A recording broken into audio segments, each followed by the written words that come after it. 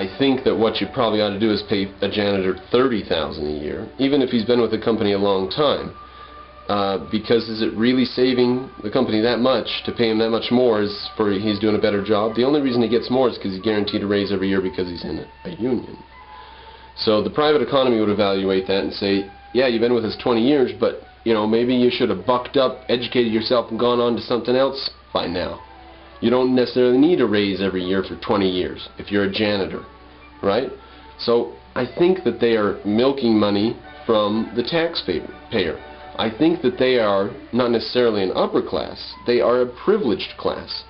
They are sucking money out of the lower class. They are going to retire with full health benefits and a pension and 401k, and they're going to have absolute job security between now and then, and all kinds of things that the lower classes do not have, and the lower classes are the ones paying for this, in the sense of taxes and stuff, even though the richest of the rich pay the most. So the lower classes are still sort of being exploited. Next point I wanted to make, though, is the tax burden in America. Tax burden is so low in America, it's amazing. We pay 40% of our taxes. In Europe, it's 60% across the board and 70 to 80 in the bad countries. As I understand, some of the former Russian satellite countries have very low taxes. Latvia or something, Estonia, Lithuania, one of those has like 9% tax, flat tax or something like that, but I'm not sure about that. Point is, in the United States of America, we have much lower taxes than in the rest of the world, and some years when I was in college on my income tax, I would actually get back money from the government. I would pay in, say, $300, and they would send me $700 or $800 at the end of the year, something like that. And I noticed that I wasn't really being exploited. I was like, someone's paying for this government. Now I know who. Now I'm not in school. I know who pays for the government. But I was like, someone's paying for this government. I don't know where's the money coming from. It's not coming from the lower classes. Well, the lower classes are living better than they've ever lived in all of history. They've got more wealth. A person in the slums today with a television, air conditioner, a CD player, has more wealth than the King of England had. Just imagine how much money the King of England 500 years ago would pay for a TV. And then there'd be nothing to watch on it. Or how much would he pay for some electric lights? Just think of anything that we have today that a king couldn't possibly get. Maybe a course of antibiotics or a life-saving medicine or something like that. A good doctor. Regular things that are available for a price that the masses can afford. They can afford televisions and cars and leather jackets and stuff. And if they would do without those, they could also afford some other different things. And if the government would get out of the medical industry, medicine would be cheaper and they could afford more of that. But, all that said, as rich as the lower class is, I think they own about 20% of the wealth in the nation. I think that the top 5% of the nation own about 80% of the wealth. Now what this means is that 1 out of 20, the top 5, pay for virtually everything in the entire country. Even if you raise taxes to the utmost on the lower classes, you're still not going to get their contribution above 5% or 7% or 9%. So we can see that the lower classes in Europe pay a lot larger burden for their government than the lower classes in America, because there's no rich people to pick up the tab. If you've got 100 people that each have $1 billion, you can take a fair amount of taxation out of that without really affecting those people too much. But if you're living on $200 a week, say, or let's say $100 a week. Let's say you're living on $100 a week and the government comes and takes 20% of it. You know, the difference between 80 and $100 can be pretty serious. The difference between 800 million and $1 billion is serious. It is extremely serious. But it's not going to prevent you from getting baby formula or something. Okay? The tax burden in Europe rests much more soundly and heavily on the lower classes than it does in America. Yes, capitalism ended exploitation of the lower classes.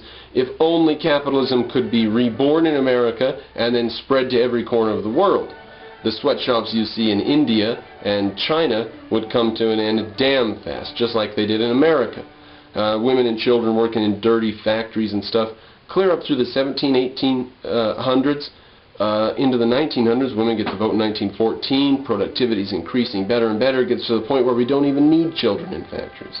It actually gets to the point where we don't even need the kids to think about or contemplate working in any way at all. They can spend their time being educated. We're so wealthy the kids don't even have to help, except on family farms and stuff. Suicidal Optimist is upset that I think capitalism ended exploitation. I think it clearly did, even in nuanced, little detailed ways, like we talked about the unions and stuff, and but the rich people pay taxes anyway. But the root of this whole problem is, what does it all go back to? It goes back to his meaning of capitalism and my meaning of capitalism. At the very beginning of this video, I could have just said this and been done with it. I could have said, capitalism for him means any wealth gained illegitimately. An illegitimate gain of wealth, like keeping slaves in a factory and then selling the products for those slaves, abroad. That's illegitimate. So that would qualify as capitalism. Anything that's illegitimate, anything that harms other people, okay? Anything that's at the expense of someone, anything that damages somebody qualifies as capitalism in his definition. My definition of capitalism absolutely and completely disqualifies anything where harm is done to other people. You cannot harm other people. The basis of capitalism is individual rights. You have a right to your life, and so do they. So, he is a brainwashed Marxist. Can't blame him too much. He's in Europe. He's underneath that state-controlled press. In America, we have freedom of the press.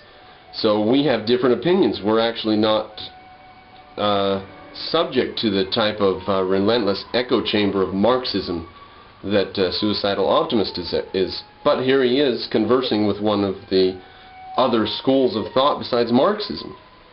And Marxism says capitalism is exploitation. But I say that capitalism is the protection of individual rights. It obviously is. Marxism is historical nonsense. It is the only legitimate way to gain wealth. All other ways of gaining wealth are illegitimate. So I'm naming capitalism as this legitimate gaining of wealth, and he's naming capitalism as the non-legitimate gaining of wealth.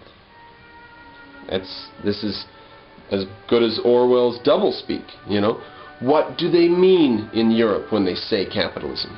And what do they mean in America when they say? In America, they mean minimal government interference, freedom of the individual, choices made by the individual. That's what that means. Freedom of the individual, limited government. That's what it means. What do they mean in Europe? They mean anything done by selfish, bad, evil people to benefit themselves that hurts others. Okay? In America, you exclude that. You can't hurt others. We'd call the police. In Europe, they believe capitalism includes hurting others. And they have this cooked up stuff, how paying wages is damaging to people and stuff like that. So, just a complete misunderstanding based on the fact that he has absolutely no clue, because he's been in this sheltered echo chamber of European Marxism. He doesn't even realize that his definition of capitalism is topsy-turvy.